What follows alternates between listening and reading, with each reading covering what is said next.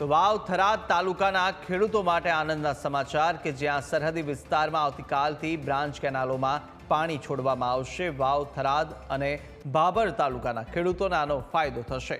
થરાદ ખાતે સરદાર સરોવર નર્મદા નિગમ લિમિટેડની વહીવટી કચેરીના લોકાર્પણના કાર્યક્રમમાં આ નિર્ણય કે જ્યાં વિધાનસભાના અધ્યક્ષ શંકર ચૌધરીએ પણ નિવેદન આપ્યું છે અને 25 મે 2025થી બ્રાન્ચ કેનાલો બંધ હોવાથી ખેડૂતો મુશ્કેલી વેઠી રહ્યા હતા।